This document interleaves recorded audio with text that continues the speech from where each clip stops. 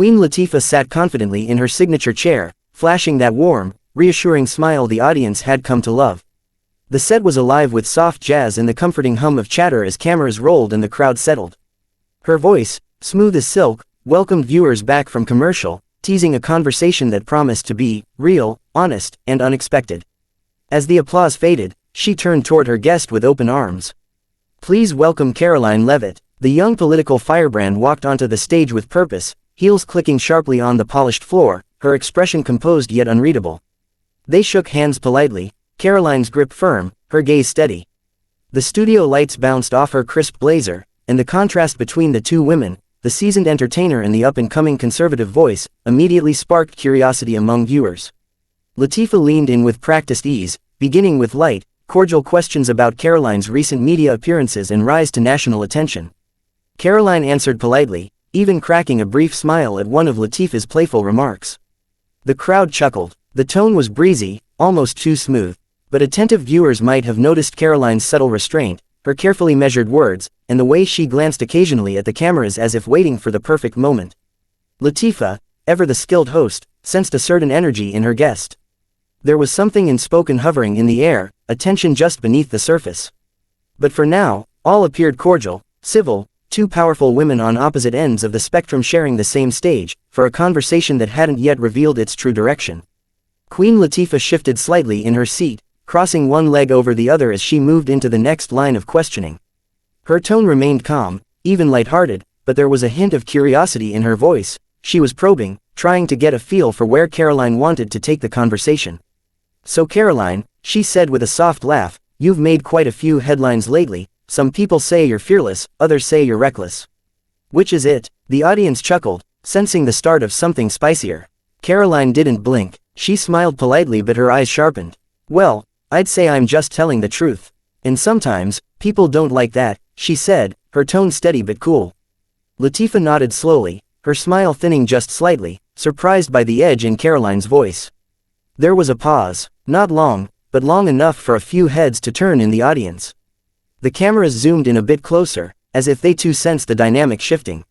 Queen Latifah, sensing the energy change, adjusted. "All right then," she said with a playful grin that didn't quite reach her eyes. "Truth-tellers usually have a reason to speak up. Is there something in particular you're holding back?" Karoline's posture remained perfect, but a flicker of something passed across her face. "Oh, there's plenty I could say," she replied calmly, "but I wasn't sure if your show was ready for it." The room quieted. Even the band, half engaged in their usual background play, seemed to still for a moment.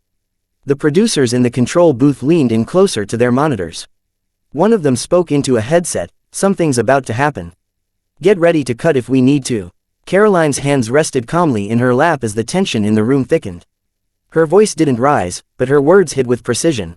"Since we're being real, let's talk about what's actually happening behind the scenes in American media," she said, her eyes locking onto the camera rather than Queen Latifah. The audience shifted in their seats, uncertain whether to lean in or brace themselves. Queen Latifah blinked, unsure of what was coming but too seasoned to interrupt just yet. Karoline took a breath and continued, her tone cool, unwavering. "We pretend these shows are neutral platforms. But I've seen the memos. I've seen the emails. Segments get rewritten, questions get edited, and when someone like me wants to come on and speak their truth, there's already a narrative waiting." Gasps rippled across the studio. Queen Latifah leaned back slightly, her mouth parting as if to speak, but Karoline pressed on.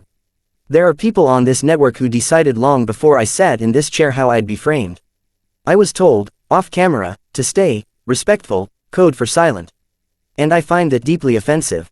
The audience now was fully engaged, murmuring among themselves. One woman in the front row whispered, "Is this real?" A producer behind the camera gestured frantically to someone off stage, unsure whether to pull the plug or ride the wave. Karoline continued, "If we're going to talk about the truth, then we have to be honest about the systems protecting certain voices and silencing others." Queen Latifah's eyes were wide now, her composure shaken for the first time in the episode. The audience wasn't cheering. They weren't booing. They were stunned, caught in the gravity of the moment that no one had expected, not even the show's host. The studio lights seemed to dim, not because anyone turned them down, but because the mood had shifted so dramatically it felt like the air itself had changed. Queen Latifah, now visibly rattled, tried to regain control of the show.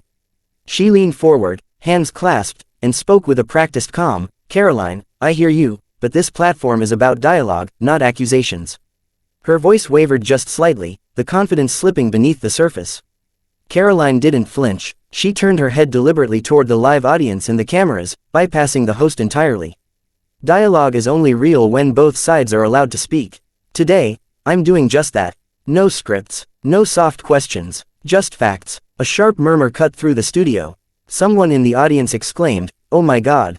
Another clapped nervously. The camera operator hesitated, unsure whether to stay tight on Karoline's face or cut to Latifah, who was now signaling off stage with a discreet but urgent wave.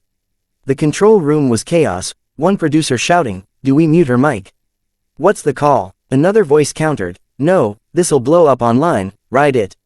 Back on set, Queen Latifah took a deep breath and raised her hand slightly. "We have guidelines here, Karoline. This isn't a campaign rally." Karoline sat tall. "It's not a rally, it's reality," she replied sharply, her tone turning colder.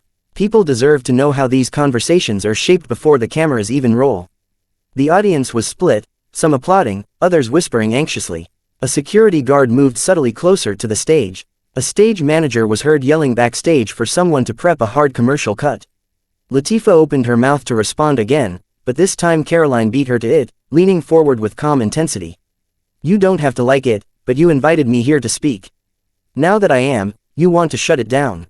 Why is that?" The studio was now a boiling pot, seconds from spilling over. The screen abruptly faded to black for a few seconds, cutting Karoline's last sentence mid-breath.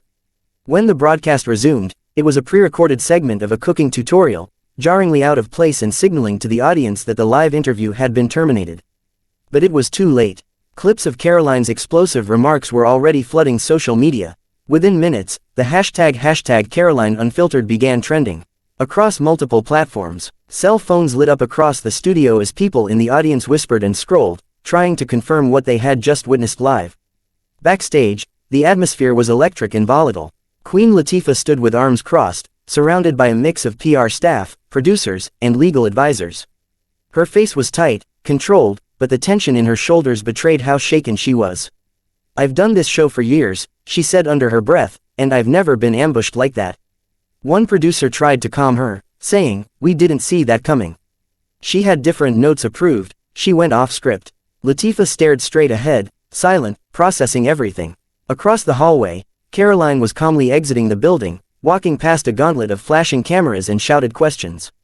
Her team said nothing, only guiding her toward a black SUV waiting at the curb.